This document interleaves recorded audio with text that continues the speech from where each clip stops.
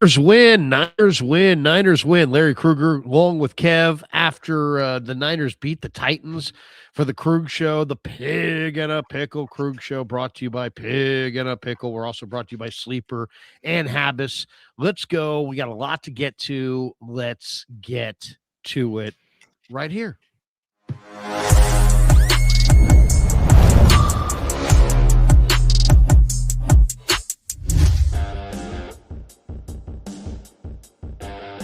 We're off and running on the Krug Show. Hope everybody's having a good one. There we go. I think I'm going to go with this. I think I'm going to go with that. Well, welcome to the Krug Show, brought to you by Pig and a Pickle. The best barbecue in all of Northern California is Pig and a Pickle. Check them out. They're in Emeryville. They're in Corte Madera. They're open 7 days a week from 11 a.m. till 8 p.m. or until they run out. And they do run out, so get there early. Get some brisket chili. Tell them that Krug sent you. 49ers beat the Titans here at Levi's 37-24. And I thought it was a really good win. There were a lot of 49er fans, at least calling on the radio side, that were unhappy with the defense. They did give up 24 points to a Titans offense that's not very good. We can get into that as well. Brock Purdy completed 76% of his passes for 295 yards and 3 touchdowns. And the 49ers get a win, a much-needed win. They're 4-0 since Purdy came back. What did you guys think?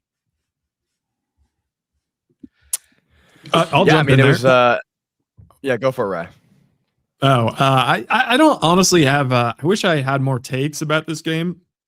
Today, honestly, I kind of treated like another bye week for the Niners, and I was just kind of scoping out the rest of the league, like praying. For a second there, it was looking like the Niners had a real shot of like coming out of the weekend with the 1 seed, with the Seahawks trailing and then the Rams trailing and Green Bay going down, but ultimately it didn't look that way. I was super happy with the offense. Great seeing guys coming out of bye week. It looks like Purdy's like 100% healthy. I thought his arm but the ball was kind of popping out of his hand a little bit differently than it has the past couple weeks. And it's offense looks good. Defense, they rally. Salah's doing a great job, but not great giving up 24 to the Titans. Yeah, you're muted. I thought, it was a game for sure. There's only so many games, so all of them are exciting, but this one definitely lacked a little bit of juice to me. This Titans team is just terrible. It's just a terrible team. It kind of is like another bye week for the Niners, but the positives are that, some teams lost this week. The Seattle actually ended up winning late, but the Packers fall. So you're now the 6th seed in the NFC, but you're still in it. They're still in it. And I think if the Rams lose the Seahawks next week, the Niners will be above both of them if they win as well. So there's that. But yeah, this Titans team is just nothing. There's nothing special. They just make a ton of mistakes. They had a couple shots. Like there was a deep shot to Van Jefferson at the half that they missed. Should have been a touchdown. Jeffrey Simmons has a penalty on a missed field goal attempt that takes 2 minutes off the clock. The Niners get a field goal on that. So they just didn't do a good job of really even hanging in this game. And so it's just an easy win for the Niners, and they cruise on to next week. Danny, what'd you think? Yeah, hey, a victory's a victory. The defense obviously didn't play well. It was kind of a letdown. I was just looked them up in fantasy. I had a bye this week, and I had picked up the 49ers thinking they had an easy matchup and would score a bunch of points. They ended up with 0 fantasy points for their defense. That's not very good, but they got the win. I'll say this. With Detroit losing, I was pulling for Detroit and obviously the Colts, but didn't work out that way. But it sets up, look at it this way, that takes kind of Detroit a little further away from the Niners. So it kind of gives the Niners like almost a virtual lock to make the playoffs. And if Seattle takes down the Rams next week in Seattle, and then the Niners just win out, they'll end up with the 1 seed. Just winning out is going to be difficult to do. Yeah, it is. But no, I hear what you're saying, though. It's all there. It's all there for the Niners. And if we really backed away for just a second and said, okay, let's take a look at the NFC playoff contenders right now. How many of them would you say are carrying more momentum into next week than the 49ers? I mean, maybe the Rams, right? Eagles have their struggles. Tampa has been beat up. Seattle, maybe Seattle, maybe the Rams. I think the Niners have more momentum than Green Bay. I think they have more momentum than Dallas, Carolina, Detroit. So it's like you look at the 49ers, it's like, yeah, the one thing that's a little disturbing to me is that this is multiple weeks in a row where the 49ers have run the ball less efficiently than a team that they beat. I mean, they beat the Browns pretty easy, but the Browns ran it better than them. They beat the Titans pretty easy today, but the Titans ran it better than them.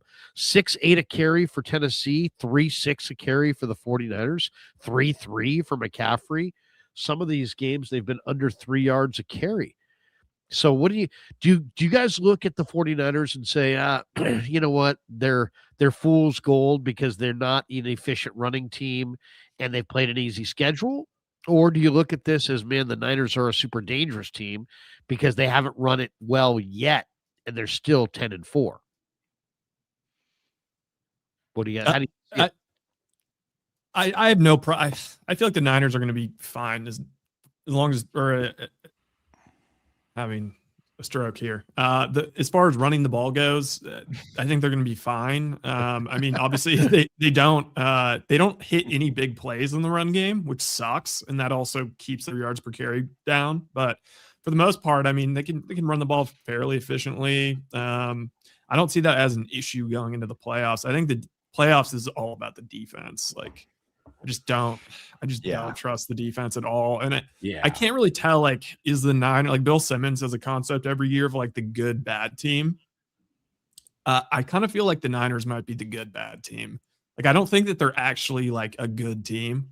And typically what's typical of the good, bad team is that they lose to all the good teams on their schedule, which the Niners they've basically taken care of like all the lesser teams.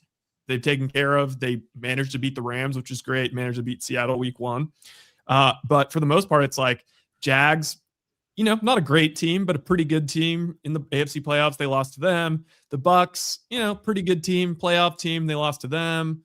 Let's see. What are their other losses? Texans before they really like got on their streak, but like another good team, not a great team. They lost to them. So like that's what I kind of see with the Niners. And that's not great going into the playoffs where it's all good playoff teams. Yeah, I kind of look at it this way with the Niners. I think the way to really beat them when they go up against a really solid defense, like when they went up against Houston, if you can stack the box and stop the run and make them one-dimensional, you can beat them with man coverage a lot because their receivers, other than Pearsall today, don't really get any separation. And I think that's going to be an issue because if you can't run the ball in the playoffs, it's going to be tough to win. Well, I mean, here's the thing. How much you're right. The 49ers are not entering the playoffs with the best defense, but they do have one of the best offensive coaches and one of the best quarterbacks. And they have Christian McCaffrey, George Kittle, and Trent Williams all on their same offense. So, today was interesting. They held the ball for 37 minutes and dominated the time of possession. And I think that's probably their recipe for success. But I mean, would you rather have, there's none of these teams are perfect, right? There's a lot of flawed teams. Would you rather have, if I gave you right now the option, you could have the Niners and what they bring to the table on offense, defense, and special teams with Shanahan and Purdy, or you could have the best defense. I'll give you the Texans, but now you're getting C.J. Stroud and Woody Marks and Jaden Higgins, and Jalen Noel, and you're getting kind of an unproven offense, though they did score 40 today on the Cardinals, but you're getting probably the studliest defense left. Would you rather have the most dominating defense, or would you rather have an offensive quarterback head coach like Shanahan and Purdy that have been to a Super Bowl before and have played at a really high level under pressure? I mean, and coached at a high level under pressure. Who would you guys rather have? If I said to you, you can have Texans or Niners to go further. Who do you want? I think I'm going Texans. Like in the same situation, like if they're playing the same schedule, or are we talking about like who do we think will go farther? I'm saying who do you think is going to go further in the playoffs? A defensive team like the Texans or a Niner team that's challenged on defense, but they have Purdy and CMC and Shanahan and Kittle, and they've got some of the NFL's better offensive individual players on their team. I mean, I think it's going to be kind of close. Yeah, I think it's going to be close. I know what you're saying. Like I would rather have an offensive team than a defense only team, but yeah, I mean the defense is it's going to put a lot of pressure on the offense. Like I've said this for a few weeks. Like I think that the Niners offensively, they're going to be able to hang with any team offensively because they can score points. They have the players, they have CMC, they have Shanahan, but yeah, I mean, this defense, I mean, you allowed 7.4 yards per carry to Tony Pollard. He had 160. He had 160 yards last week. Still, though, I mean, still 7.4 yards per carry. That's pretty ridiculous. Yeah. So I don't know. I think again, like it's just going to be. It's what Rye was saying too. It's going to be the defense. The defense is going to be, what is the determining factor in how far this team goes. Yeah, I think if you can't stop the run, you're in trouble because your defense is going to get very tired. And when the Niners defense gets tired, we've seen it, they just get blitzed, and you got to be able to get a couple of 3-and-outs during a game. You can't just have these long drives. I mean, giving up 24 points to Tennessee, and Tennessee could have had more. I kind of agree with this guy, James. It's like, you guys are a buzzkill. Come on, guys, we won. This is a buzzkill. I agree with him. You guys are a buzzkill. Seriously, I mean, it's the way you play, the day you play. They won today. Every team in the NFL can beat any other team. The Packers lost at home less than a month ago to Carolina. Anybody can beat anybody if you have the right combination of factors in the game, injuries, turnovers, penalties. I mean, all these things come into play. I would say, putting up 37 and thank you, sir. Seeing the offense really get cooking, to me, this is almost a prerequisite. I don't, if the offense stays, we talked about this yesterday. Some of the live streams leading into this game. If the 49ers lost this game, disaster, right? Disaster. Now they may miss the playoffs and they lose all their momentum. And, losing to the Titans at home would have been a disaster. Okay, that's one. So that didn't happen. Then the second thing was, could you beat the Titans at home? But what if you do it and it's also kind of, you do it, but you do it in unimpressive fashion? Now, do you guys think that was today? Do you think that the Niners won this game in unimpressive fashion? Or do you think that I look at it like, hey, look, do whatever you have to do to get by in these games and keep building momentum. And then, we'll see. I mean, to me, the biggest thing is win the game. The second biggest thing is win the game without losing anybody to injury. I think they accomplished both of those. Then the question is, were they impressive enough to establish momentum in this game? They did get Ricky Pearsall involved. That was good to see. But they still leaned on McCaffrey and JJ and Kittle a ton. I was kind of hoping that we would start to see the Brian Robinsons and the Pearsalls and maybe the Cowings or the Watkins. And we're really seeing a lot of the same guys. We saw a little bit more of Demarcus Robinson, Bourne, and Pearsall today. But, I mean, is the offensive potential for the 49ers good enough where they could carry the defense through the playoffs? Or do you think their offense is not good enough to do that? I think their offense is good enough to keep them in every game. I mean, you look at that Rams game where they got down 21-0. If it hadn't been for the 2 turnovers in the red zone, I think one was a turnover, a fumble, and the other was turnover and downs or something like that. They played the Rams evenly but they didn't capitalize on those 2 scores. For the 49ers to win a game against a tough opponent like the Rams, if they got into a game, they'd have to outscore them, in a shootout. It wouldn't be they stop them like they did earlier in the season. I mean, the recipe is the same. I mean, how did they get the last win? They got up on the Rams and held on. I mean, I think if they're going to beat the Rams again, they're going to have to do Warner that game. Yeah, but you also had Mac Jones. I'm just saying, the recipe is the same recipe. You're just going to have to get a lead and hold on. You're not going to dominate the Rams, and you're not going to shut the Rams down. You're just going to have to dominate the time of possession, preferably get a lead. I mean, that game, the Niners had a 4th down stop, and there was a lot of momentum plays that favored the Niners. The stats in that game favored the Rams. The Niners got the W. I do kind of agree with Dan, though. Like that is the second Ram game is a good game to reference because really, I mean, the Rams defense is great, but they really couldn't stop the Niners in that game. And you're right. It was the 2 turnovers in the red zone that like really killed them. But it is, and also, maybe the Rams might just be far and away the best team in the league. That's another thing. So, but I mean, when you go and look at like the playoffs, I mean, they could get lucky and play like, the Panthers in the first round or something like that. But for the most part, all the teams in there are pretty complete. They all have flaws. Did someone say Puka got hurt today? No, Devontae Adams he was fine. Adams hamstring. He'll miss. They play Thursday, don't they?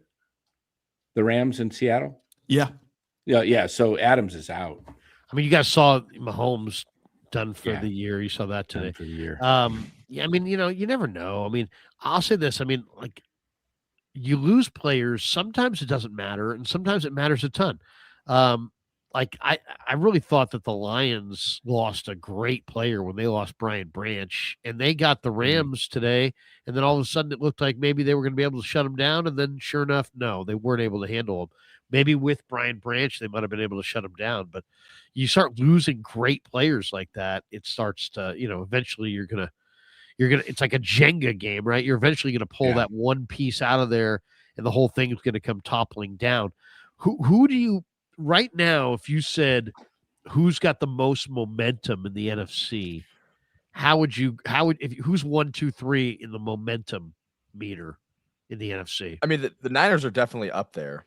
They're definitely up there because they've won 4 straight. And we've talked about this 4-game stretch for the Niners. But, I mean, the Seahawks have also won 4 straight. The Rams have won 2 straight. Who else is there? Bears. The Bears have won like 8 out of 10 or something like that. Ask me Thursday night after the game, I'll tell you. But I do think it's 1, 2, 3 right now. I think I would put Seattle, the Rams, and the Niners 1, 2, 3. And I think Seattle is going to beat the Rams this Thursday night because they are going to be missing Devontae Adams. Where's that game? Seattle. In Seattle. Seattle's almost better on the road. I know. And I will say Darnold really hasn't looked good in like 4 or 5 weeks. Really since the Rams game, to be honest. I mean, every team's got a little bit of a flaw for sure. I mean, the Rams probably are the least flawed team, but when you look at I was looking at some of the other contenders in the NFC. I mean, every single one of them has a flaw. Green Bay, the vibe there is kind of funky. And then you just saw, Chicago can really run the ball, but Chicago, Odunze's hurt, and I don't know if I believe in Caleb. And you're talking about a Bears defense that gives up over 5 yards of carry in like 8 of the last 9 games or something like that. It's a really staggering number. So, Philly looks, they're the defending champions and they're really talented, but they also don't look right. I mean, Hurts doesn't look right. Their defense doesn't look right. Their running game's not the same. I mean, it's, Dallas actually looks pretty good, but then Dallas is maybe not going to make the playoffs. Detroit looks pretty good, but they may miss the playoffs. So, I really think that the teams that pose the biggest threat to the Niners are in the division. Those 2 teams, I think, might be the 2 best NFC teams that the Niners could play in the playoffs. I agree, I think Kev. that's I agree. You know, I had this thought as I was watching some of the games today, and you remember what was it, what season was it where Tart dropped the interception against the Rams and the 23. 23 and the Rams, was that the year the Rams went to the Super Bowl at SoFi? Yeah. Yep. So how about if they meet again in the NFC Championship, and this time the Rams are favored, and somehow the Niners get the victory and play at their home ball field. Home field. There was another, there was another thing today I was listening to as I was driving in, listening to Kyle Shanahan's interview on the KMBR pregame show. And Kyle pointed out that they had contact with Phillip Rivers, going into or coming out of the Miami game when Brock came in and won the game. And they were thinking about going to Phillip Rivers right away, but then they said, we got this rookie we kind of like. And then, of course, the next week, Brock Purdy beat Tom Brady 35-7. And I think the 49ers were like, let's stay with Brock Purdy. But, think about that. I mean, Shanahan revealed that today or the other day, and they played it today. If the Niners had signed Phillip Rivers when Brock went down against Philly in the NFC Championship game, they could have gone to Rivers. Instead of Josh Johnson. Said they went to Josh Johnson, and they crashed and burned. It's like, you kind of wonder after watching Phillip Rivers today, would Phillip Rivers, if he had stepped in for Purdy against Philly in that game, would he have led them to the Super Bowl? I mean, it's possible. Like the story was out there, I feel like a couple years ago that's if they had won the NFC Championship, they would have called Phil Rivers, which would have been just like one of the most electric things of all time, and just like a total like 95% of the football world rooting for the Niners, which would have been awesome. How did he look today? I didn't even see him today. He did okay. He did okay. Right. I mean, the guy, he's got a tough build right now. He's like all definitely gut, looks like he's small 45. arms. Yeah. No ass. He looked like he was definitely on the couch last Sunday. I mean, he was able to complete some short little, real easy passes, but anything down the field it looked like a 55-year-old throwing the ball. I mean, he could not. The last pass of the game was picked off, and it was because he had to get it downfield. They only had 11 or 13 seconds on the clock, and they needed to get down into field goal range. They needed to get like 25, 30 yards. And I think he threw it as far as he could. It just looked awful. Well, I kind of think the Niners caught a break because, it's not this game that you want to play Phillip Rivers. It's next week. Yeah. It's the game after he plays a game. I mean, if he can get up and walk tomorrow, I'd be shocked. But he's just stepped out of it. He stepped into an NFL. I mean, he'll be sore until Thursday. Oh, yeah. So, I mean, I think getting him on the second game might be almost better. Might be better than the first game because I don't know how he's going to bounce back. It's really an amazing story, though. It really is. But, I mean, the fact that Shanahan said today that they basically could have had Rivers instead of Josh Johnson made me go, I wonder if the Niners would have beaten Philly with Phillip Rivers, especially after the way he played today, where he played pretty well. This was a couple of years ago. This was, he's aged a couple of years since then.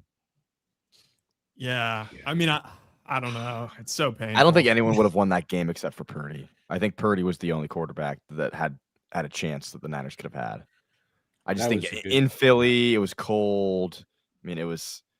Dude, I had so much hope going in that game. I really thought I was like on board with McCaffrey. Like, just put McCaffrey at quarterback. There might be a chance. It's funny looking back at it. You wonder the Niners didn't. I don't think it felt like they had a chance, but what if they had just said we're just going to go like the McCaffrey Wildcat tush push deluxe, where we're just going to keep going. We're just going to keep running the ball. They obviously didn't do that, but I wonder if they could have won that way. But either way, they, now it looks like Brock Purdy, I wasn't sure if Brock Purdy could come back from the toe. And then if he came back from the toe, I wasn't sure what he was going to look like.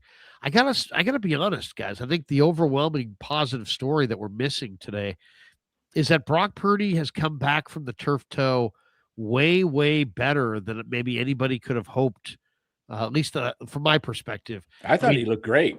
Yeah, I mean, you're talking about completing a high percentage of his passes, almost 300 yards, 3 touchdowns, no picks. Mobility was fantastic. Yeah, he had How about 7 runs for 44 yards. I don't know what it looked like up there at the stadium, up in the press box, but the run that he had down the sideline where he put the ball in front of can't remember the linebacker's name. He said he apologized to him. Yeah, he did, because he was showboating, and you could see it on TV.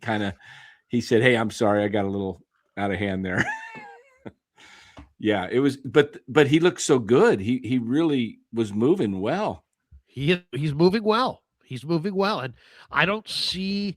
I mean, guys, if you didn't know that he had turf toe, like in this game, would you have been able to say, like, would you be able to point to him and go, "Oh, you know what? He doesn't look right physically." I wouldn't say so. I think he looks like I don't want to say he's 100% over it, because I'm sure he feels the effects of it, but he's playing at a level that I wasn't sure that he could get to this year. And that has to be very encouraging. The other encouraging thing is that the 2 defensive linemen that Lynch picked up are both balling.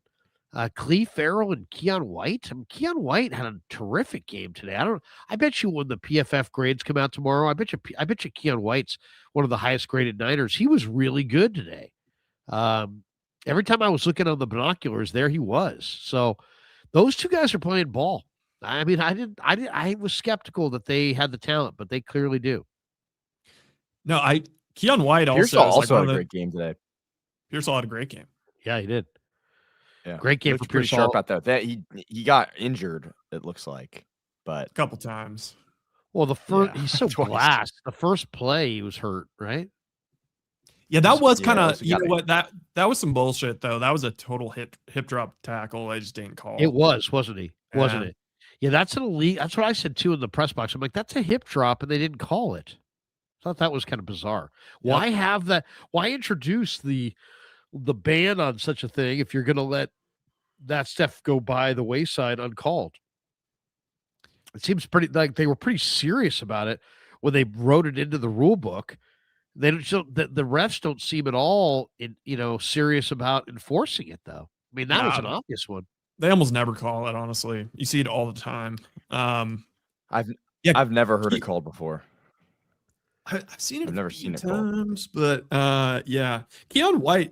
He's a really weird one, because like all the Patriots people I follow or like listen to on podcasts, like they're all like super in on Keon White. Like it seemed like it was truly some kind of weird Vrabel thing. Like either he didn't fit their system, or he was just trying to like get rid of some of the lasting previous regime guys. I'm not really sure, because he's been awesome. I mean, the Niners only had all day 3 hits on the quarterback. He had 2 of them. Yeah. So, and not only that, he's making plays against the run.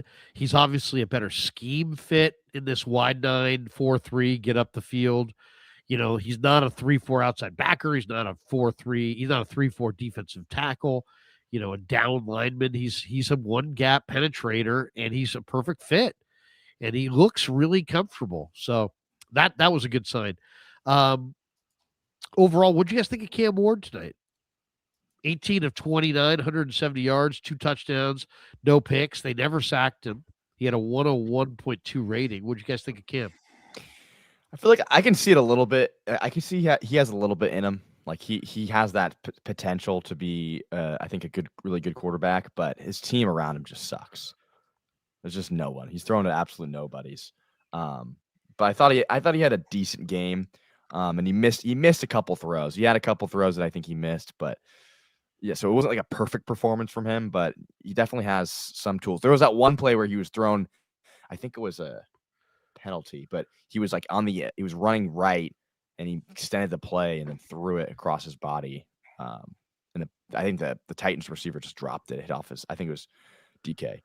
But yeah, I liked what I saw. The Niners didn't make any moves at the deadline per se. They made some deals ahead of time, but they didn't make that big splashy move at the deadline. Now and at the time, I kind of understood it because there's just a lot of unknown. But now here we are a few weeks later. Purdy is back in there and he's playing well and he looks like Purdy. And a lot of the key components of Super Bowl, teams of the past are still on this team. Did the Niners blow it by not getting more help at the deadline, or were they right to kind of hedge their bet? Because, right, I know the big question was, well, is Brock Purdy going to come back? Is he going to be healthy? What if we trade for, somebody good and then Brock Purdy can't come back? And, maybe we shouldn't spend our draft assets on this. So there was two sides to the argument. It wasn't like it was a slam dunk, but I just kind of felt like the Niners needed help and they didn't get the help.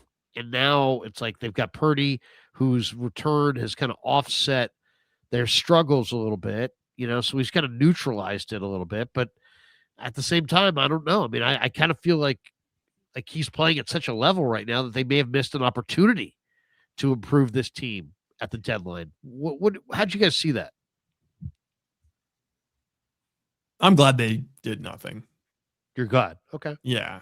Honestly, I just don't think any one addition was going to really do anything for them. And again, you didn't really know what you were going to get from Purdy still kind of at the time. And I'm totally cool with it. Rather keep the picks. Yeah. I don't know about you guys. What do you guys think?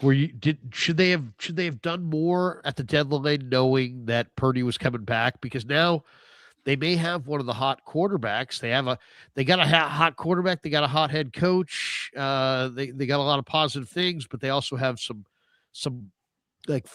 weaknesses that will not be improved on defense. I think the defense is, I don't know. I almost wonder if a Robert Saleh defense is not better against, some of the better teams where he's got the guys amped up. Today, they just kind of looked like they knew they were going to win. They just played kind of conservative.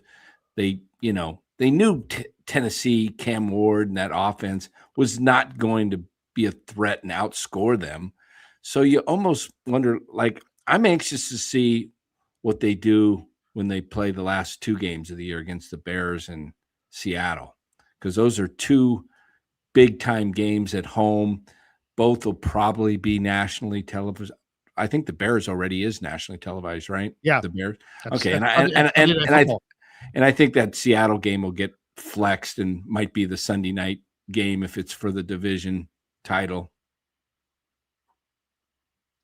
So I want to see what they play like then, because I've seen. I don't know about the Week better. 18 game. Don't they play all the Week 18 games at the same time? I think isn't there one Sunday night game? I know they were remember they were doing sure. that whole thing to try to make it even. I know baseball did it. I don't know if football did it. Yeah, I think they keep the option open. If you look at the schedule, the entire schedule is TBD flex game. Yeah. Okay, yeah.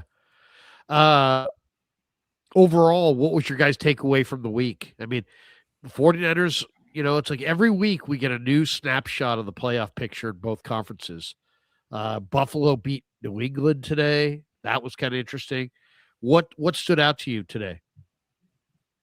I mean, obviously the Chiefs being officially dead. Let's see. I thought Buffalo's comeback was huge. Yeah, that was huge. I made a nice buck on that. Had them at they were down 21-0. Yeah, at New England.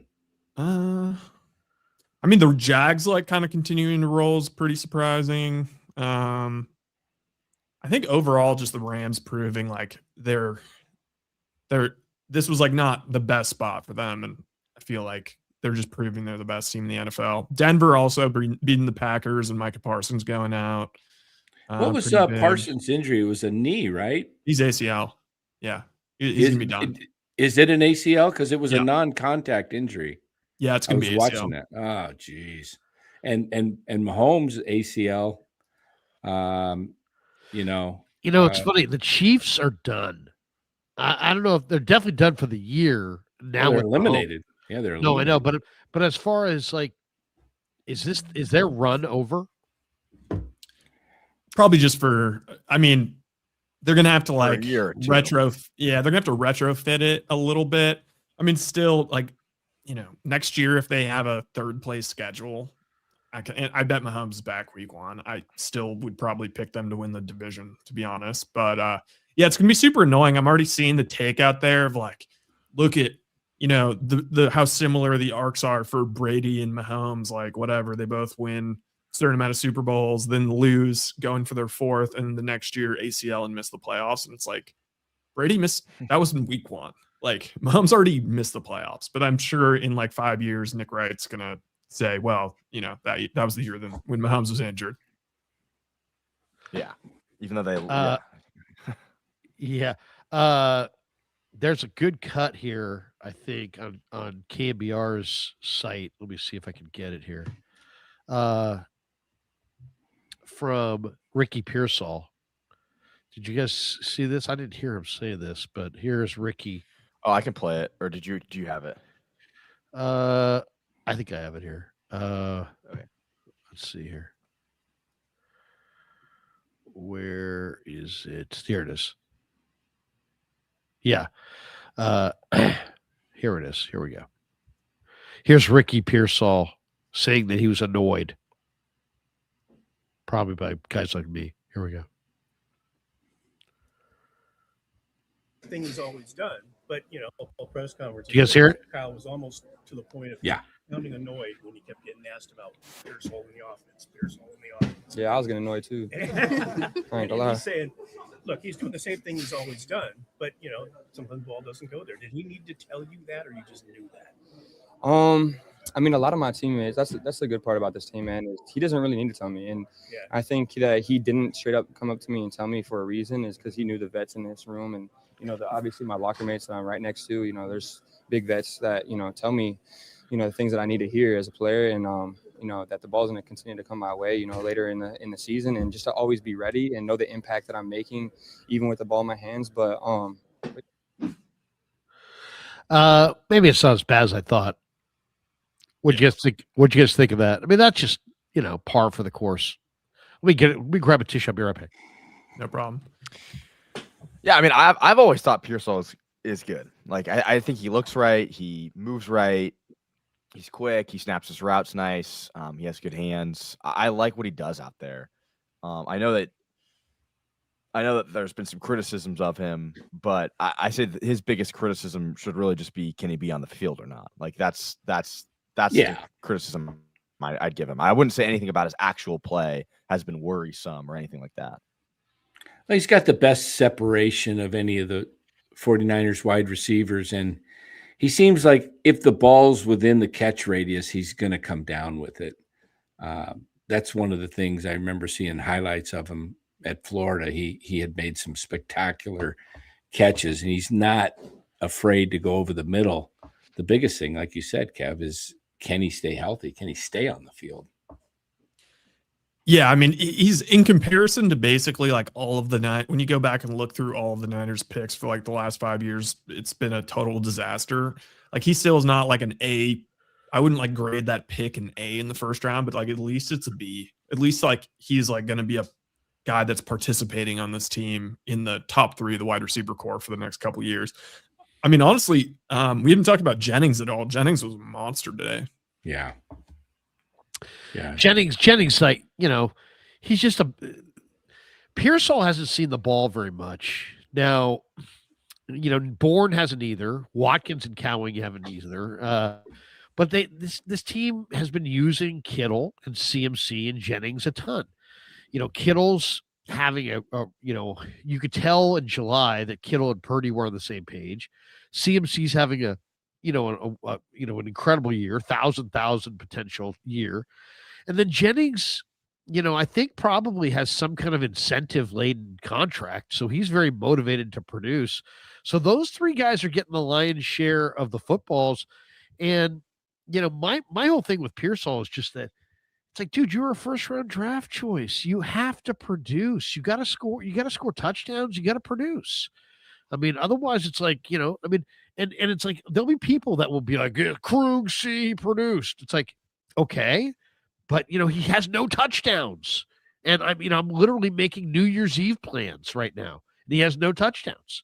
So it's like that's not a great impact from your first round draft choice wide receivers, no touchdowns in middle of December. Like if I had told you guys that the 49ers, if I told you back in training camp, okay, here guys, Aiyuk's not going to do shit, and Ricky Pearsall is not going to score any touchdowns. How are the Niners going to do this year? You'd be like, oh, they're going to be ass. They're going to be terrible. But here they are, and they're 10-4. So, and they're right in the thick of the playoff race, despite the fact that their first-round draft choice receiver, for the most part, isn't doing anything. And though but beyond just the statistics, of he hasn't caught a touchdown. And Aiyuk hasn't done anything. Aiyuk's not even on the team anymore, and Pearsall has no touchdowns, and yet the Niners are still 10-4. I mean, it's and Cowing hasn't come of age. Watkins hasn't come of age. Demarcus Robinson has not been the special player that I envisioned him being. Kendrick Bourne, had a couple good games. You know what I mean? It's not like they've got this incredible reservoir of guys, and still they're 10-4 with Pearsall and Aiyuk. They're arguably their two top receivers, giving them absolutely zero as far as touchdowns. I think they were fortunate that they caught Seattle in week 1 and the Rams in week 5 and won both those games when they were a little more healthier with the defense. But you look at their schedule, I mean, they really should be 10-4, even without those guys performing. This is a dog schedule. They're very fortunate this year. I mean, I'm just looking at their schedule. I mean, Seattle, New Orleans, Arizona, Jacksonville, the Rams, Tampa loss, Atlanta, Houston loss, Giants, Rams loss, Arizona, Carolina, Cleveland, Tennessee. I mean, this is a cakewalk of a schedule.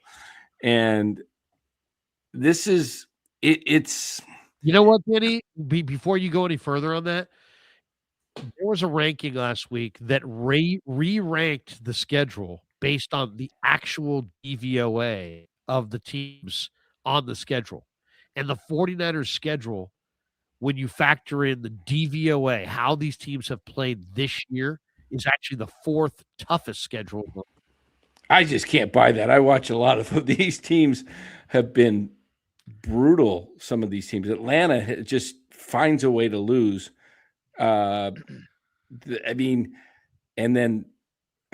Tennessee, Cleveland. I mean, I don't know.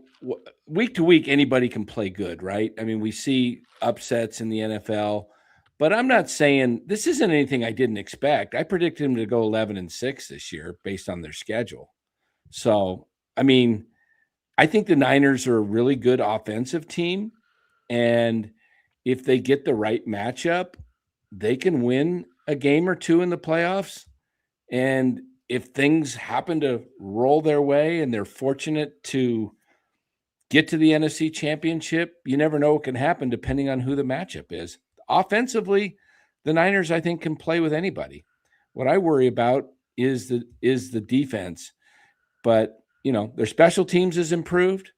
They're two of the 3 parts of the game, special teams and offense, I think they're right near the top of the league. They're a defense that's predicated on having to get turnovers, right? They have to get turnovers. And they don't get any pressure, though. They don't get any. And they don't get any turnovers. Yeah. Well, they did. They had 7 turnovers in the 3 previous games coming into today, but you're right. For the year, they really don't get turnovers. We welcome in JD. JD, what'd you think of the win? Nice win for the Niners, but I guess there's 2 different schools of thought. On one hand, it's a nice win, good for the offense. On the other hand, man, you gave up 24 points at home to the Tennessee Titans. You didn't put any heat on the quarterback. You didn't run the ball. They ran the ball better than you. Give me your takeaway. Well, it's a nice win and great to be with you guys because it's a game that the 49ers absolutely had to win. And now they've run the table here in this stretch of games that were winnable, which I think is important to get to 10-4. Could they get to 10-4? We've been talking about it probably for longer than the 4-game winning streak. I mean, we're talking about it for a while. So setting up the final 3 games by getting to this position where they could bank the 10 wins. But, great day for the offense. I thought Brock Purdy looked really good. They weren't able to run it as much as you'd like, but Brock was slinging it around and making plays with his legs, which I think was important, and spreading the ball all over to different receivers. And I thought he looked great. Defensively, this team's going to be vulnerable. I give them a ton of credit for making plays and winning big moments in a lot of these games during the winning streak.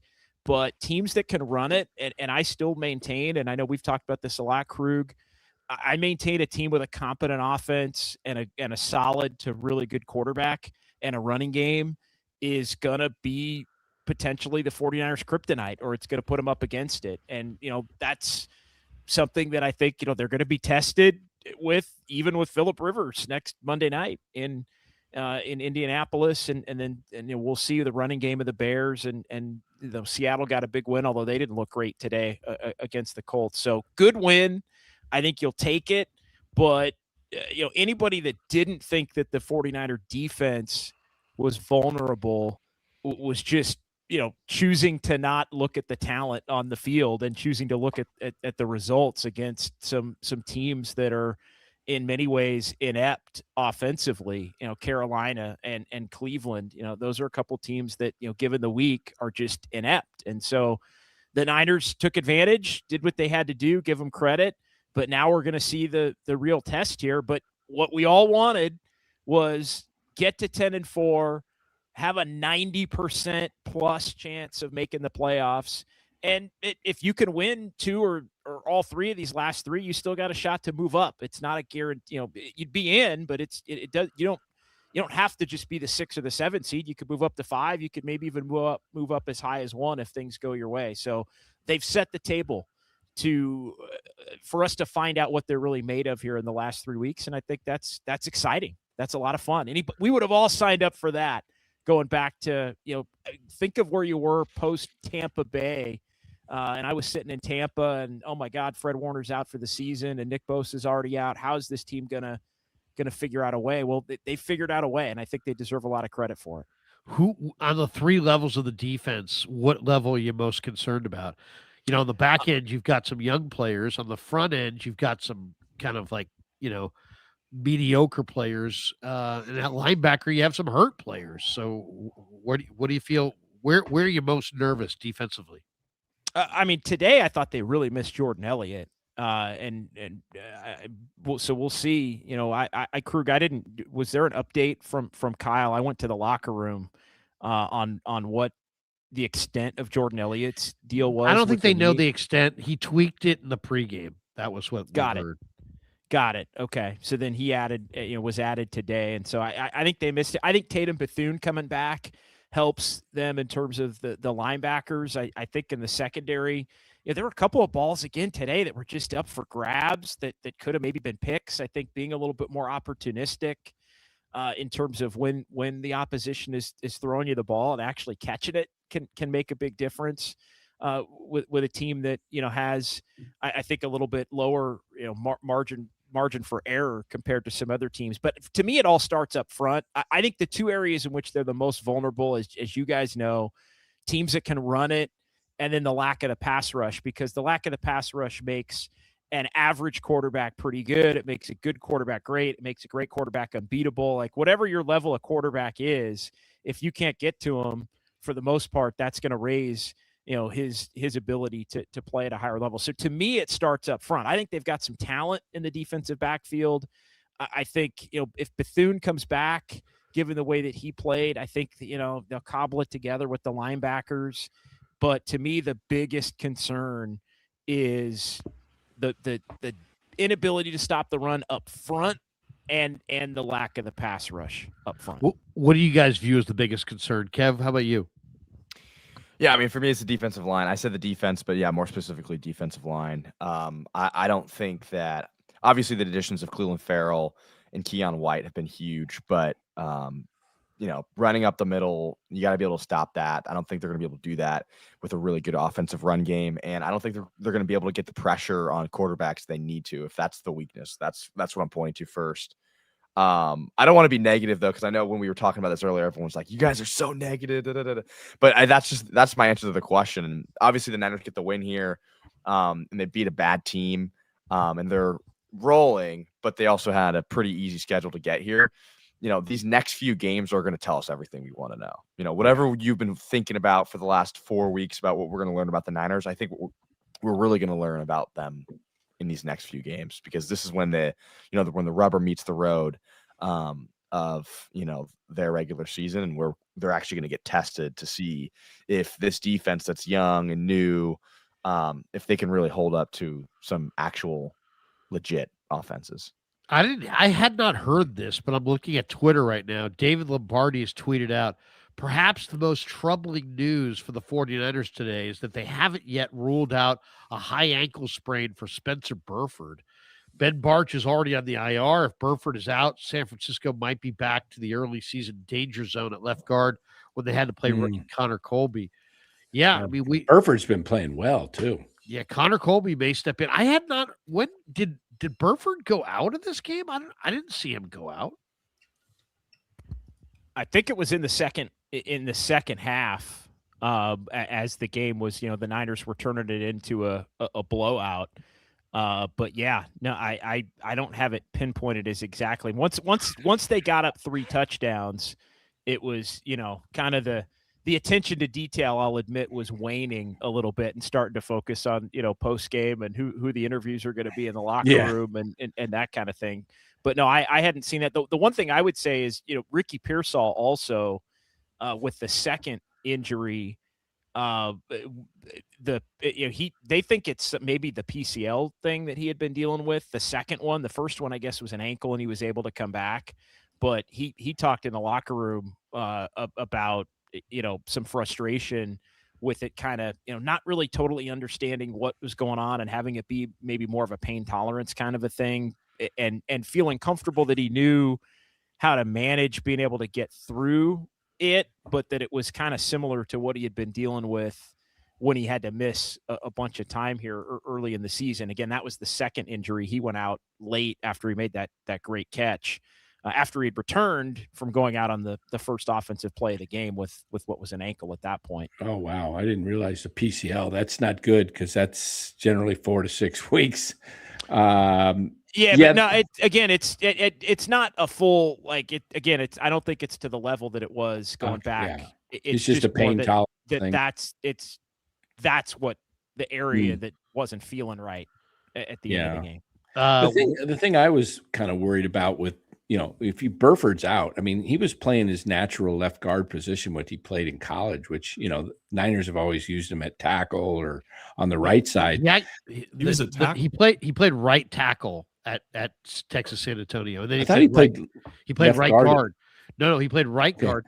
He played right guard and right tackle. Shanahan made the point the other day that he's adjusting to be on the left side. Okay. Well, he's been doing a pretty good job over there from what I could see. But the other thing, Kev mentioned it, don't want to go negative. I wouldn't really say it's negative. I think it's just more reality. We're not trying to go negative. I think we're just saying that the Niners are a really good offensive team and they can play with anybody offensively, but are they going to be able to hold these good teams down, that their defense? I mean, defensively, I think they do get a boost when Bethune comes back. I mean, he was getting 10 to 15 tackles every game he was in there.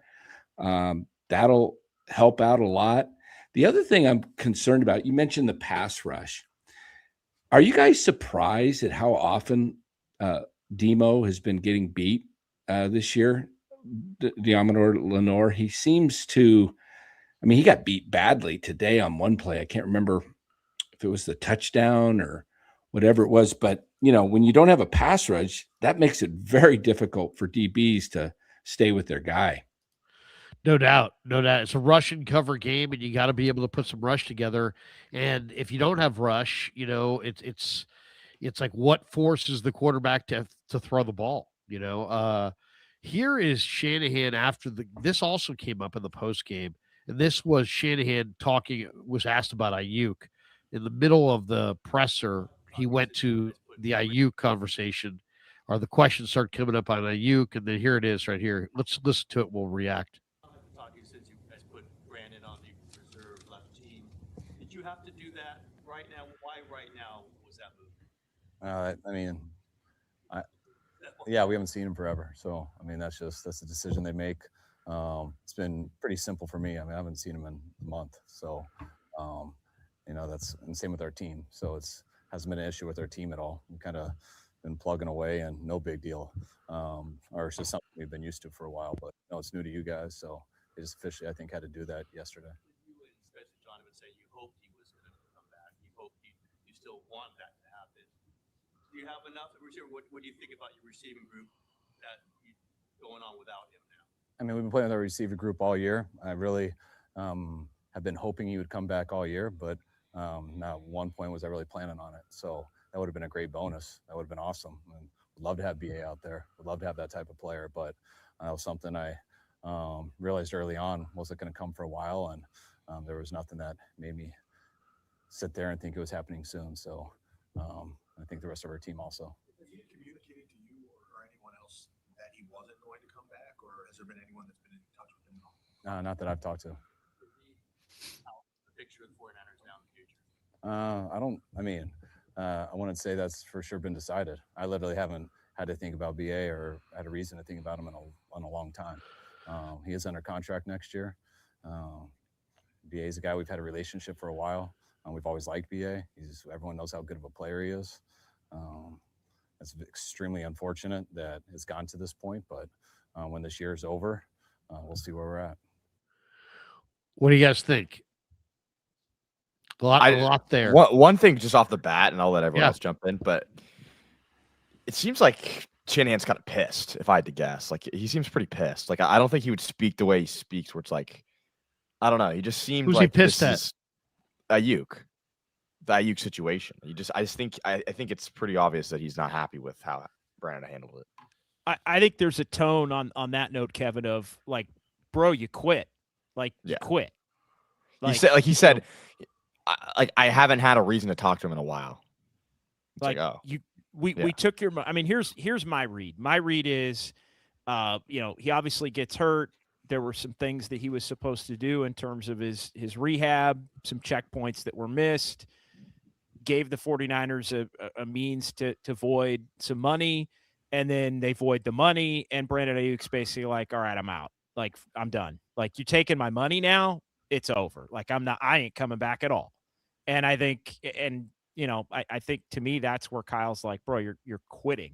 Like, you're tapping out. And, I thought you were better than that. I thought you and I were better than that. I thought, your relationship with your teammates was better than that. Like, we paid you, you got hurt, and then you quit. You tapped out, basically, as opposed to trying to battle back for the guys in this locker room. And I think, on a personal note, battle back for him specifically, because he's the one who went to bat more than anybody else to get the organization to sign him to the contract, to give this thing a chance to work long term. I mean, he's the guy who ran up the stairs and said, don't trade him to Pittsburgh. So to me, speaking for Kyle Shanahan, Kyle used some capital within the organization in terms of his clout and standing and the respect among his peers to bring Aiyuk back. And then Aiyuk basically quit on everybody after Shanahan did that. So that's my read on the whole thing and why he'd be pissed off. I mean, don't you think it's a little crazy to think that he would play after you took away his money? I mean, who would do that? Who would play? Who would play after you took away all the guarantees? I don't know. I mean, it does sound like they're disappointed in him, but I think the Niners just, from a PR standpoint, kind of botched this because they knew back months ago that the contract was voided, they should have just, just let him go at that time and say, look, we're departing. It's not going to work out. Instead, they hang on to Aiyuk. Like you said, Larry, who's going to play if you're taking away his $27 million bonus? Yeah. Why would you hang on and think that he might come back at some point this year? I mean, the Niners have mishandled some of these guys. I mean, they did the same thing last year with that all of a sudden Campbell, the linebacker, who quit on the team. And you could see he had an attitude before all this. They need to get ahead of this. The guys that are refusing to actually, not just play, but show up mentally and or with an attitude of wanting to play. I mean, Campbell was giving off signals that he didn't want to play anyway. And then they just let him on the sideline. He just walks off the field. I mean, they should have they got to stop chasing these guys that hold out and giving into them. Well, you just got to be real careful about who you bring into your locker room, because it's like, there's guys that have bad attitudes, just period. Campbell was one of those guys. I didn't hear Shanahan say this, but I guess he said afterwards that Ricky Pearsall likely re-aggravated his PCL injury. They'll know more tomorrow. How big of a concern is that for you guys? That's a huge concern. It's huge. It's a massive concern. And Ricky addressed it, as I mentioned, a couple of minutes ago in the locker room. Like he's frustrated by it. It didn't seem as dire, I will say. When it happened in the Jacksonville game, I believe was when it happened the first time, and he had the tone at his locker on that day back at the end of September as somebody that knew he was going to be out a while.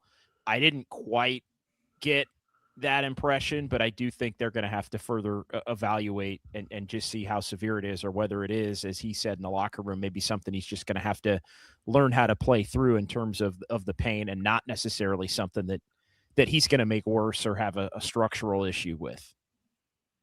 You know what I thought was, if I said to you guys, what was your favorite highlight of this game? What stands out to you guys? Because the one I was going to go with was when Purdy ripped that crosser to Pearsall, and he had it basically the defender was trailing behind him, and he went down to like the 12-yard line. I thought that was an absolute dime by Purdy. He totally ripped it right in the middle of the field. It was kind of a play action, looked like he was like a roll right throwback type situation. He had Ricky ISO'd on the crosser with man coverage, and he just led him perfectly. Just an absolute perfect ball. I don't know if you guys remember that ball. It was in the Niners were up 17-10 with 14 minutes left in the third quarter. Great pass, but that was an incredible pass by Purdy. Anything stand out to you guys? I think JJ just being an absolute dog in general really stood out to me. Some of those touchdowns. Kittle ripping one off early in the game was pretty sweet. But ultimately, yeah, nothing crazy standing out in my mind. Purdy's run, the big run for me, would where he showed the ball. Yeah. Yeah, I was thinking the same thing. To Barton. All right, let's hit some supers, and then we will give our game balls and get out. We're here. We got this one. We got thoughts of an Uber driver. Pete, he says, new member. All right, welcome aboard. He says, love you, Larry, Kevin, and live reaction gang. That's an Uber driver. Thoughts of an Uber driver. Okay. Thoughts of an Uber driver says, Larry, what's the latest on the return of Bethune, Samo, and Yatir Gross-Matos? I think they're all kind of looking to come back next week. There was talk of YGM being active this week, and they considered it, but they took a more conservative approach. But Bethune, Samo, and Yatir Gross-Matos all are on the verge of coming back. Which of those guys do you think makes the biggest impact when they come back? So Bethune, Matos, and who was the third one coming back? Sambo. Oh, I think for me it's Bethune just because he anchors the defense. He's the Mike. He's the leading tackler. It gets a little bit more depth at linebacker on the bench. He's the leader of the defense when he's in there. He did look good when he was in there before he got hurt. Thoughts on an on Uber driver says Purdy no punt day looking like his 2022-2023 self. Okay. Savage says, why is Gifford still getting playing time? He can't even cover a defensive tackle. Shaking my head, ridiculous. They love him as a special teamer, but he's a liability. He'll be off the field with Bethune coming back. He's a liability in coverage for sure. We got this one from TFS. Niners had drives of 10, 12, 14, and 15 plays, resulting in 20 points, accounting for 27 minutes. That's what you need to do in the playoffs. That's Kyle Ball. What do you think? Is today something they can replicate in the playoffs? Yeah, I mean, we're worried about the defense. Like the best way to play good defense, if your defense isn't that great, is just to have them play less. So control the ball, run the ball, long drives. I think that's the recipe. Yeah, that's the recipe is score on the majority of your drives, eat up the clock, and hope you at least get a turnover and score off of it. What do you think of Dale? Dale says Purdy got away with a lot of hero ball today. Average pass were over 3.3 seconds, I believe. That won't work against a good secondary. I'm worried. Did he hold the ball too long? At times, but I think, look, sometimes you got to play to the opponent. I mean, just go out and make plays. I don't know. I thought Purdy he looked great today. He looked comfortable. He looked healthy. Like he's spreading the ball around. Like I think looking at something like that today is kind of nitpicking as you project it toward. Like to me, what I want is Purdy feeling confident in his game going into this stretch against three much better teams. The next three games the 49ers play, they're playing all three of them. They're playing teams that are better than anybody they've beaten since the Rams game in early October. So, if he can be feeling good about himself and in a rhythm and having some confidence and playing with a little swag going into those games, I think it only helps the 49ers. Like I'm not nitpicking. It only helps. The numbers were good. The eye test to me was good today. Like I don't give a damn who it was against. Like I think, and now it's two good games in a row. I feel like going back to before the bye for Brock, because he played pretty well in Cleveland. Off of the Monday night game that had everybody really concerned with the multiple interceptions. So I think this is exactly what you wanted to see from Brock Purdy today. Thoughts of an Uber driver says, what do you guys think Cam Ward will look like next year? I feel like he's shown steady progress this year. Oh, he's definitely improving. SRT says RG is a liability in coverage. Who's RG? Renardo Green. Jumping on 5-yard route when it's seconds left in the half screams no situational awareness. Why are they playing Givens over Valdez? KG has no future with the team. Yeah, I don't agree with that either. I mean, go play Valdez. Come on, play Valdez. They called him off the practice squad, then they made him inactive. They're wasting it. They're wasting his year. Mr. 33 says Dark Smith in the house. Is that you? Is that for Rye? Dale says Dadgummit. All right. $2. We got this one, Double Bogey Bass. It was great meeting last weekend at Pig and a Pickle. Thanks again for the Pearsall helmet. Absolutely. Glad you guys could make it. Bake That Dough Cookie LLC. Rivers has inspired Dan to come back and kick in 2026. We call him Dan Coach Emilio, but that's just to protect him. His name is actually Rafael Septien. Thoughts of an October driver, of an Uber driver.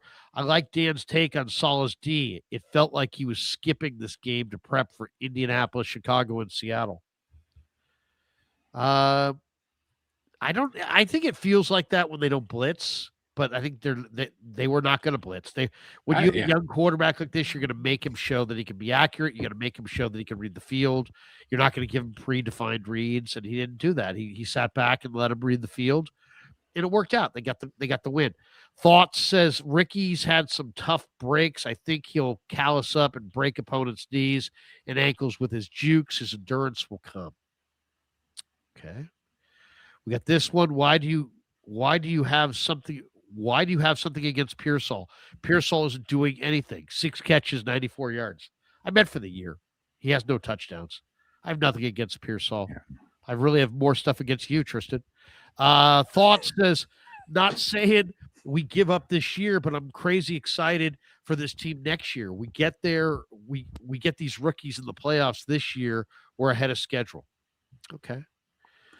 I would say as far as next week goes, we're talking about the next 3 opponents. Next week's very important to get up to an early lead because Indianapolis has a good defense. And if you could get up on them and then stack the box against Taylor and make Rivers try to beat you, that's a good recipe. Getting ahead by 2 scores, whether it's 10-0 or 14-0 or whatever it is, you should be able to hold on and win. We got this one from Titus Moeller. What's up, Titus? He says, the offense is similar to previous years, sans Aiyuk and Debo. I think if they're going to have a Super Bowl run, they need to establish more offensive threats in the final regular season games. B-Rob, Watkins, I agree. You got to have a little bit more offensively than what you got right now. We got this one. What does it say? Sabra Bozwich.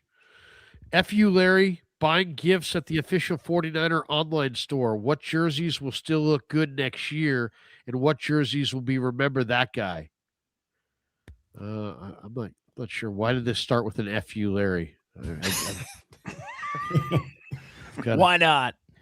Hey, Sabra Bosowich, fuck right off. He did give you $20. That would be awesome if people started just starting their super chats. We should have people start their super chats off with FU later. Hey, you want to come over to NorCal Sports Network and give me an FU and give me $20? Everybody, fine, do it. I'll take it. Sabrew. Hey, FU, Larry. 49ers win out. Hawks beat Rams. We win the division. You're right. It does sound good. I like it. You might need to start doing that. Jacob Anthony. Niners win out. Hawks beat Rams. We win the division. Yeah. If the one seed. If the Seahawks beat the Rams on Thursday Night Football and the Niners run the table, the Niners are the one seed. And they never leave. That means next week would be their final road trip of the year. That would be crazy. That would be crazy. That would actually, if they went all the way, that would be 2, 4, 5 straight home games. Be awesome. Kalba Kamiga says the guarantees in the contract in 26 were voided, but they didn't void the contract. You can't just quit. They can, but likely won't claw back a portion of the signing bonus and roster option bonuses. Yeah, I mean, ultimately, is anybody surprised that Aiyuk didn't come back? I'm not. Supposedly the Diana Rossini report from yesterday was that they were hoping he would come back and kind of realized that he wouldn't. And that's why there was this kind of 2 different approach. The ownership's like, we're cutting your money, but Shanahan and Lynch were like, we hope he comes back because they were hoping he came back. And obviously he's not going to. And now they're like, good riddance. SRT says, in my opinion, Mustafa should be the big nickel and play more of a coverage DB deep down the field. He struggled at times tonight. Bill Kennedy says, trade JJ. He wants to go. Grant his wish. He's a free agent. You don't have to trade him. TFS, quick take on next week versus the Colts. I think it's a great spot. You got to stop the run. Otherwise, you're going to get, Jonathan Taylor all day, all night. But I love Phillip Rivers for, 5 or 6 days after he played his first NFL game in 5 years. I think 49ers look good. I like the Niners against the Colts next week. How do you guys see next week against the Colts? I think the Niners are going to win that game. 100%. I mean, they still have a great run game, but like what was glaringly obvious, and I'm pretty sure all the stats back it up, is that Rivers basically can't throw past 10 yards. So Really? Yeah, that's what I heard. Like I think that he was like 0 of 6 at one point. He had one good pass on that last drive. He got it to Pierce on the sideline. It was about a 15-yard pass, I think. It was about his only good pass that he really could. The rest were just little dump offs. We should tell everybody that 49er football season is presented by Sleeper, the fastest growing fantasy platform in the world. It's a one-stop shop. You get blazing fast news, real-time stats, group chat, season-long leagues, and, of course, Sleeper picks for daily fantasy. Use promo code Larry, and Sleeper will match your first deposit up to $100. Links in the description. Terms and conditions do apply. All right, JC Montana says, all remaining games on primetime TV and the playoffs. Okay, we got this one from Anthony Catania. Sharp Corners, Sports Cards, and Collectibles. Check him out. He says, great win, great show. Purdy's swagger is back. He's having fun again. Well, there's no question his mobility's back, too. He's moving around. They kind of mentioned on the broadcast that Purdy, that play where he stuck the ball out and kind of pulled it back in and he was having fun. And then his little Dougie dance or whatever they call it, when he got the TD, they were saying that Mac Jones has actually helped Purdy kind of just relax and have a little more fun because Mac was just kind of a jokester a lot in the huddle. I've seen it. I've seen it in practice. I mean, Mac's having a good time.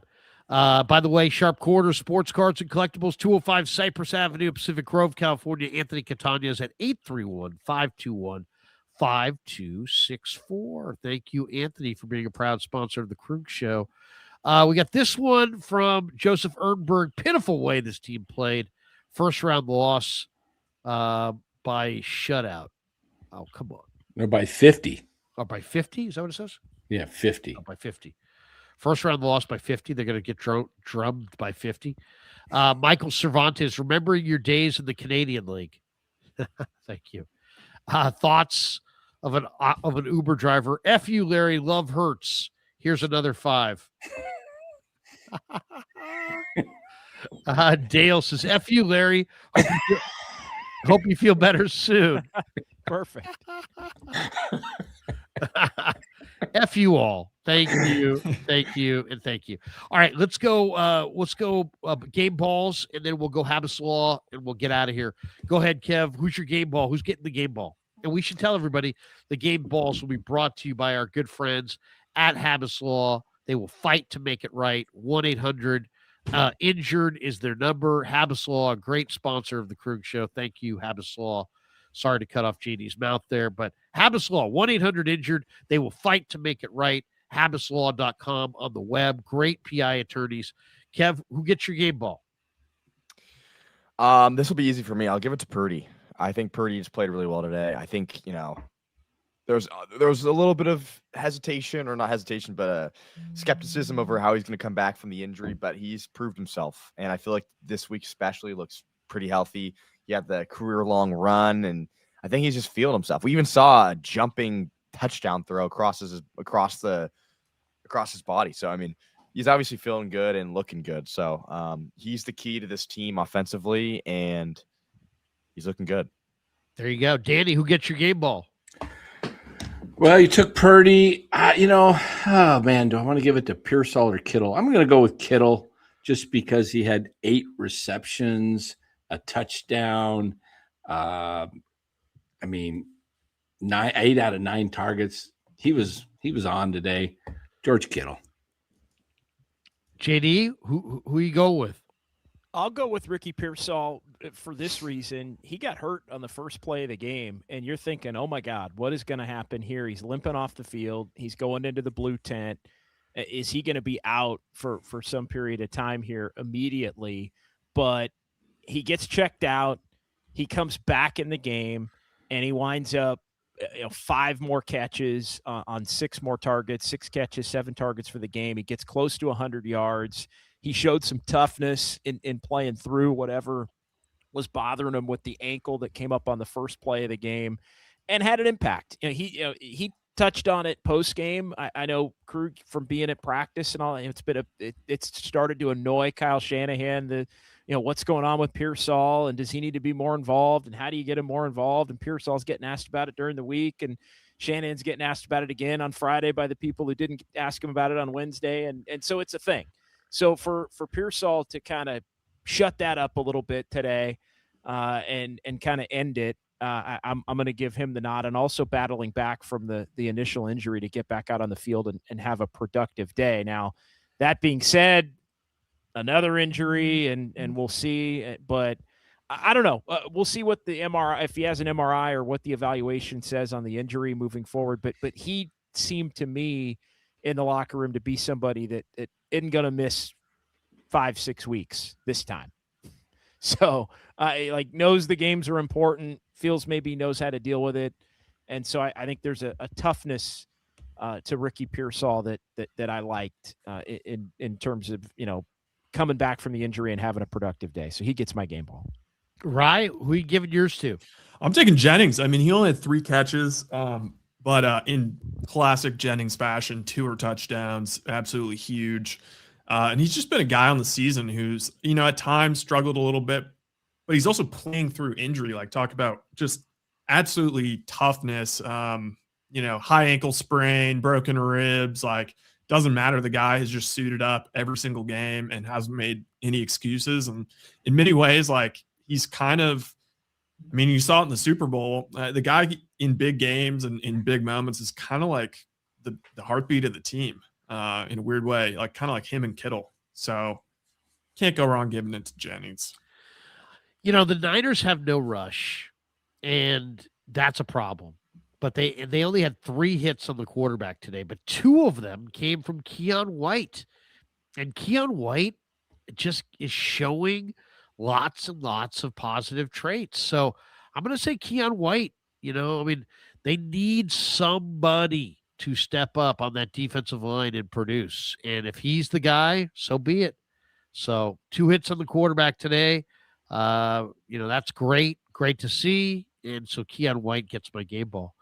All right, that's going to do it for us. Thanks to Pig in a Pickle. Thanks to Sleeper. Thanks to Habbas Law.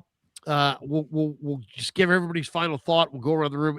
One last thought on the way out the door. Rye, we'll start with you, and we'll go that way. Give me your final thought. We appreciate you stopping by. Man, my final thought, unfortunately, looking up, is that are the Warriors really going to lose to the fucking Timberwolves or to the fucking Trailblazers? I think a 3rd time this year. Yeah, it would be the 3rd. It's so, and Curry's 9 for 13, 7 for 10 from 3. It's just disgusting stuff. Joe Lacob was here today. Really? Yeah, Lacob was in the house today. Interesting. Well, as far as the Niners go, it's shaping up to be kind of everything that we could have hoped for as of 4 or 5 weeks ago. I think we've kind of said is look, this team can just make it to the playoffs, maybe win a game. That would be unbelievable. And the way things are falling and the way teams in the NFC are losing pieces, and who knows? At this point, there is hope for them to make some kind of crazy run to the NFC Championship. It is no longer that cannot happen. It is a possibility at this point. So I think that's all you can ask for, and it's great to see Purdy's healthy. No doubt. JD, go ahead. Final thought? Yeah. No, my final thought is the last 3 weeks are going to be a lot of fun. I take the positives from this game. I think greater than I take the negatives from this game, because I think the negatives from this game are kind of things we already knew.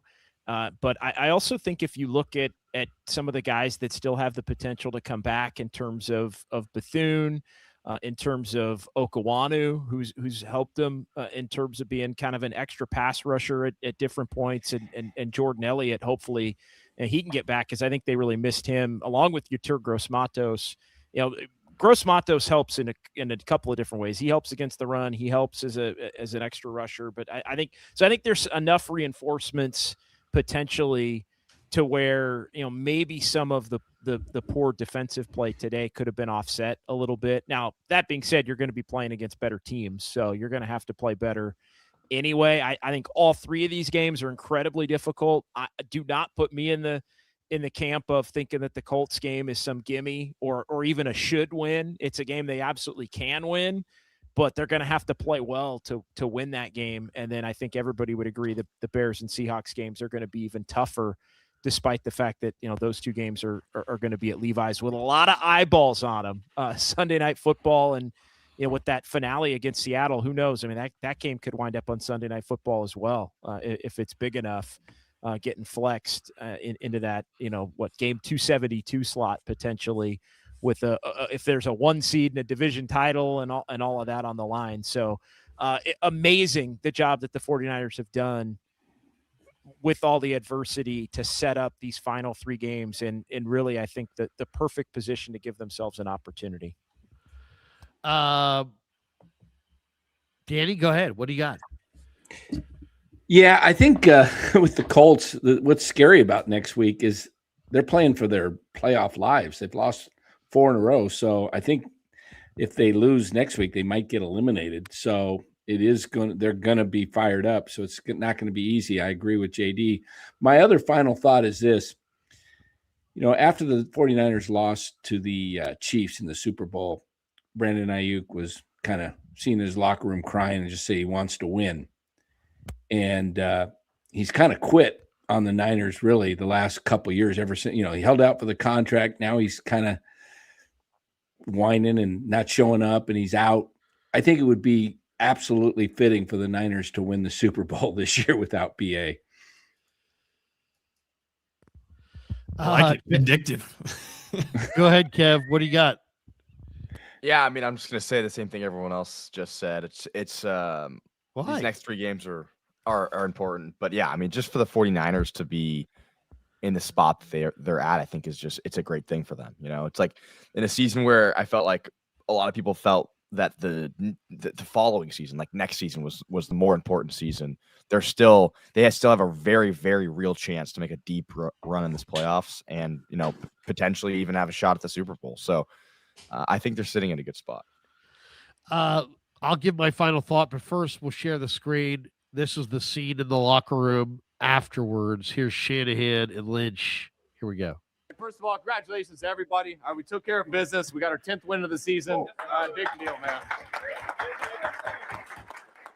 Hey, guys, we knew that's how that game needed to be. Appreciate everyone on the spread. Hang on one second. Hell of a job, fellas. 10 wins is a big deal. Like Kyle said, we got to finish better, right? Keep getting better. We got a hell of a leader here in our head coach. Happens to be his 46th birthday today.